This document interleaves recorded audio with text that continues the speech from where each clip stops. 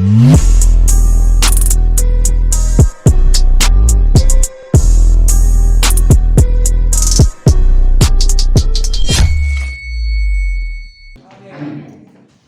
Tuhan, selamat pagi. Shalom. Ada sukacita, amin. Luar biasa. Ya, jadi saya bisa lihat teman-teman karena pakai masker ya.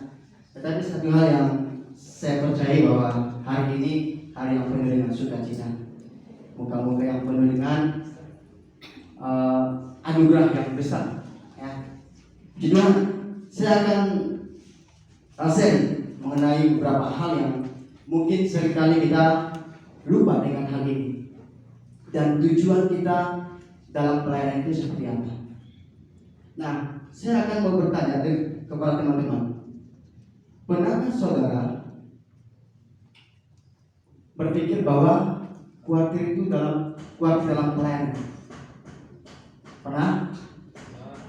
Apalagi yang sekarang ya tiga lagi khawatir untuk cari tempat, nanti di sana aku ngapain ya, nanti aku di sana gimana ya tempatnya ya. Ya, jadi banyak hal, apalagi tingkat 4 ya banyak juga, apalagi skripsi dan segala macam. Untuk tempat pelayanan juga lagi pergumulan. Nah, itu masalah pelayanan, itu masalah tentang apa yang harus saya lakukan ketika nanti berada di ladangnya Tuhan. Nah, hari ini kita bersama-sama belajar. Kita buka Alkitab kita, yaitu di dalam Filipi 4. Filipi 4.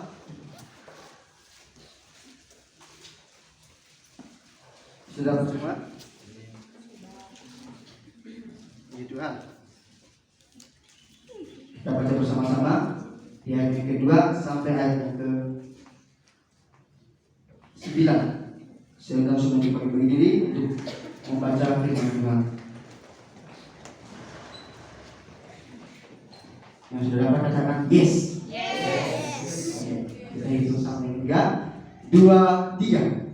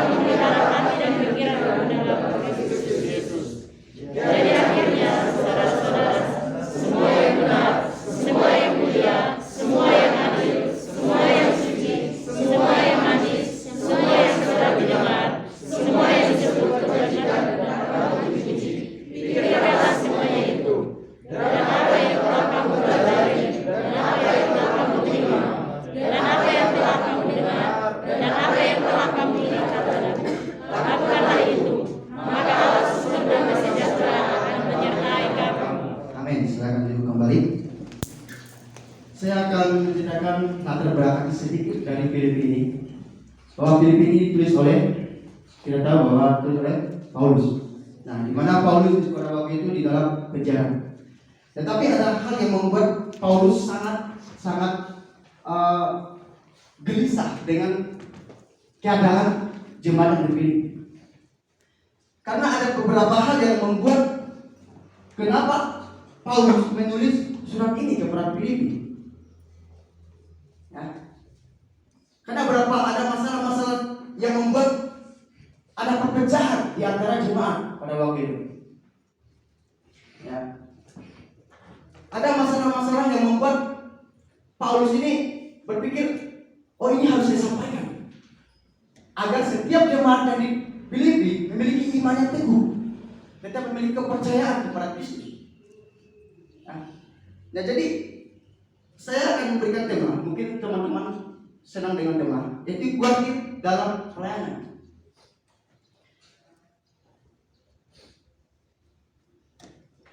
kekhawatiran, ada rasa kecemasan. Dalam tanda kutip hal yang positif yang dilakukan oleh Paulus kepada jemaat Filipi, sehingga dia memberikan surat kepada jemaat Filipi. Nah, ada beberapa hal, ada beberapa masalah yang dihadapi oleh jemaat Filipi pada waktu itu, yaitu penderitaan. Penderitaan apa? Penderitaan pengikut Kristus. Mereka menderita karena apa? Karena iman percaya mereka. Karena mereka berada di bawah pemerintahan Romawi. Orang-orang yang sangat-sangat dikira sadis akan orang Kristen. Makanya Paulus menekankan kembali untuk mereka itu tak memiliki iman yang penuh kepada Kristus, agar mereka tidak jatuh dengan pembicaraan dan ajaran-ajaran lainnya. Jangan pernah takut dengan aniaya-aniaya yang akan mereka hadapi. Ini masalah. Karena Paulus pada waktu itu masuk penjara. Dia tidak bersama dengan orang-orang Filipi pada waktu itu. Ada hal yang orang Filipi ini pikirkan juga, ya, karena mereka harus mempertahankan iman mereka.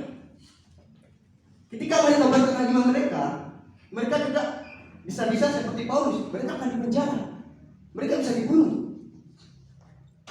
Makanya mereka merasa ketakutan dan mereka merasa ini penderitaan yang mereka alami untuk mengabarkan Injil, untuk meneguhkan iman percaya mereka. Paulus menekankan ini untuk memberikan nasihat-nasihat yang luar biasa kepada jemaat-jemaat yang ada di Filipi. Ya. Ini sedikit latar belakang dari Filipi. Yang kedua, permasalahan yang mereka hadapi pada waktu itu adalah kita bisa melihat bahwa di Filipi ini ada orang-orang percaya, orang yang sudah mengenal Tuhan, tetapi ada yang membuat mereka ini perselisihan antara satu dan lain sehingga perpecahan terjadi di Filipi. Itu karena keegoisan satu dengan yang lain. Karena keegoisan diri sendiri, ingin mementingkan diri sendiri. Kita sudah baca tadi di ayat yang kedua. Eudikia kunasihati dan Sinteke kunasihati supaya sehati sepikir dalam Tuhan. Kenapa kepada kedua orang ini? Apa penyebabnya? Kenapa Paulus menekankan ini?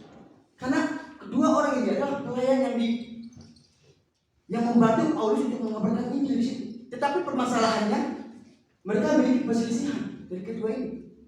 Kita bisa lihat, saya sudah mencari bahwa sebenarnya kedua orang ini, Eudikia dan Sinteke ini adalah orang yang berbisnis, dia berdagang. Nah, dari usaha yang mereka lakukan ini menjadi persaingan, sehingga motivasi mereka dalam melakukan pengabaran Injil, melakukan pelayanan itu untuk mementingkan diri sendiri, untuk mencari keuntungan sendiri. Sehingga Paulus menekankan bahwa ada kedua, supaya sehati sepikir dalam Tuhan. Karena ada perpecahan, karena ada salingnya mementingkan diri sendiri, keegoisan yang sangat-sangat mendalam. Motivasi mereka dalam pelayanan itu sudah menyimpang, mencari keuntungan sendiri, bukan untuk kemuliaan Tuhan. Sangat-sangat miris sekali. Saya melihat di pasal ini perjalanan jemaat di Filipi ini sangat-sangat luar biasa. Orang-orang yang sudah mengenal Tuhan, tetapi karena keegoisan bisa merusak kehidupan berjemaat, bisa merusak iman percaya mereka. Akhirnya perpecahan terjadi. Makanya Paulus menekankan kembali, menasihati kembali untuk saya pikir dan sehati. Ya.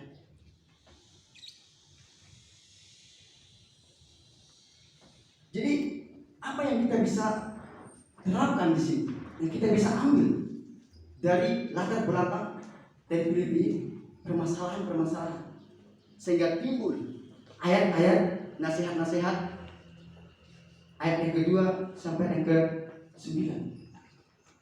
Tapi saya akan ambil di ayat yang ke-6.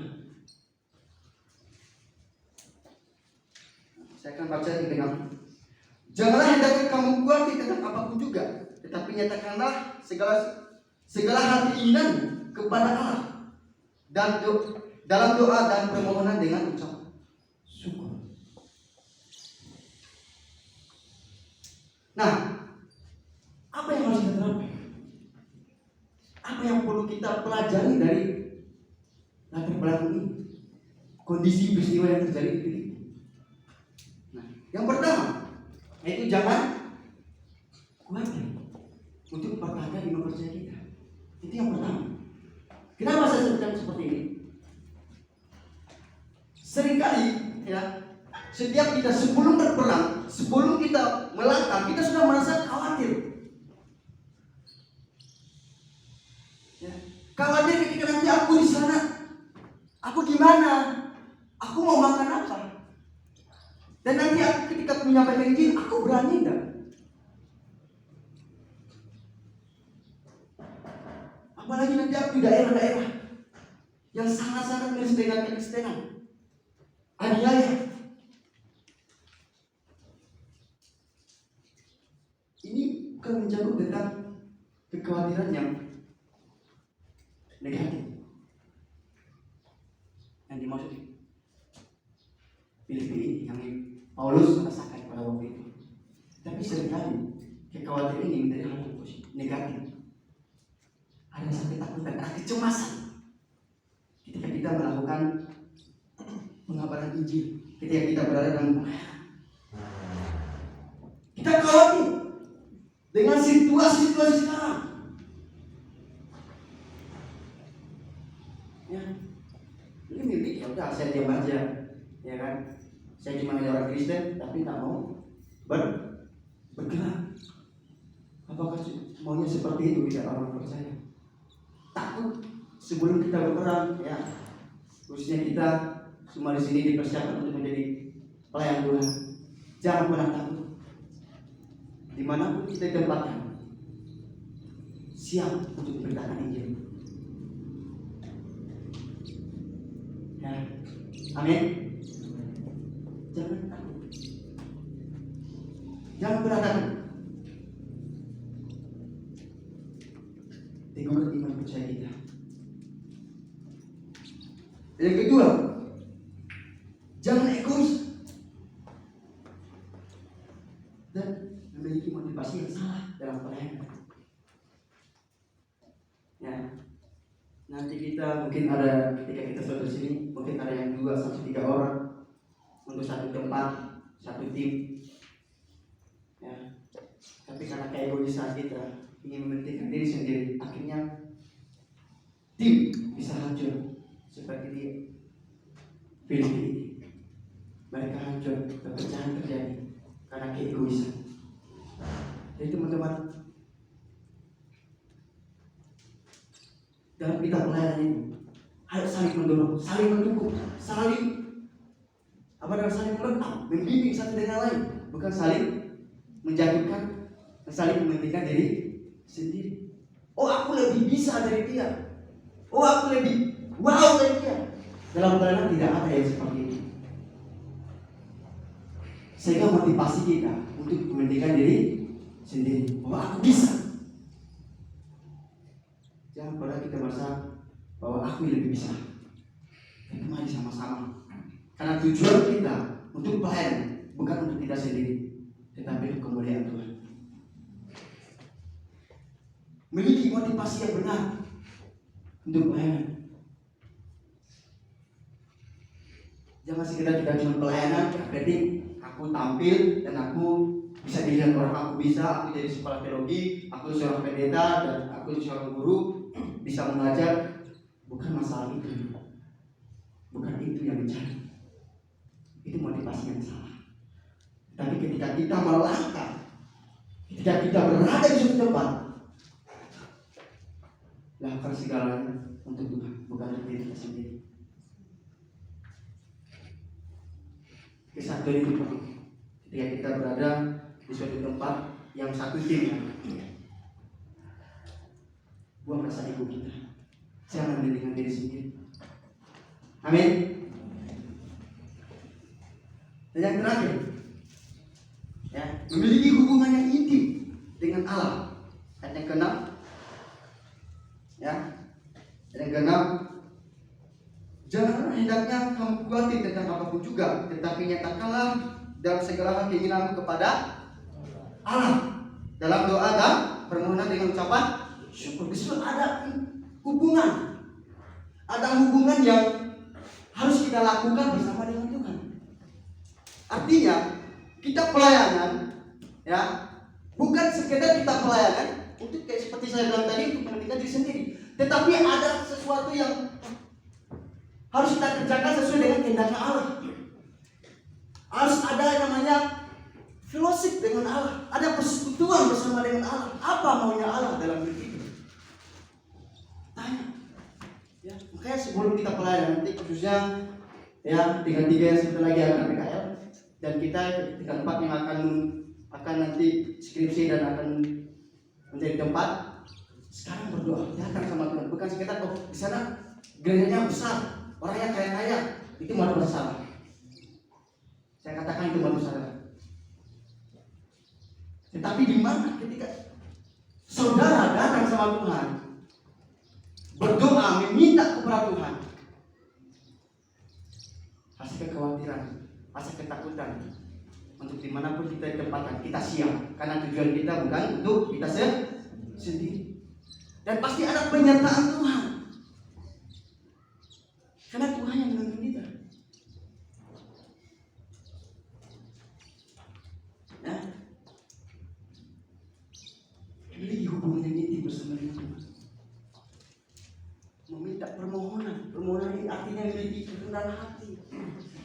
Artinya kita bahwa kita tidak mampu tanpa campur tangan Tuhan. Kita tidak bisa berjalan sendiri, apalagi dalam dunia pelayanan. Ya, jangan tergiur dengan keindahan gereja yang besar. Ya, saya katakan jaga motivasi kita ketika kita pelayanan. Jangan takut dulu untuk melangkah, berjalan. Ketika kita berjalan bersama dengan Tuhan, bagi Tuhan tidak ada mustahil.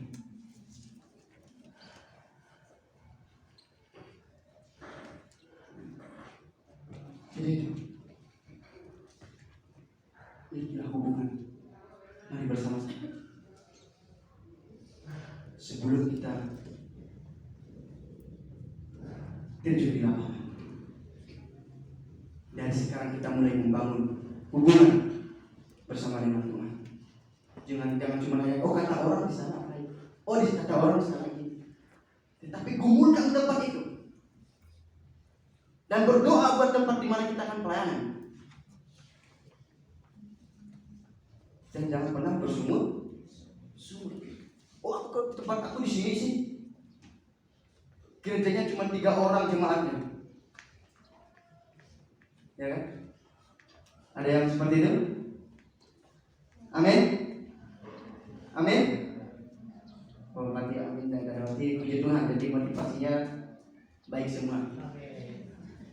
Amin. Itu yang harus kita tekankan. Kalau kita memotivasi kita salah, dan rasa kekhawatiran kita akan muncul. Jadi mari kita bersama-sama, ya, jadikan prioritas Tuhan dalam hidup kita, bukan dengan apa yang mau kita. Ketika kita pelayanan, bukan menjadi suatu beban, tetapi menjadi suatu kehormatan bagi Tuhan. Amin. Jadi kesimpulan yang saya berikan hari ini di dalam ayat yang ke-9. Mari kita baca bersama-sama. Hitungan yang ketiga, 1, 2, 3. Amin.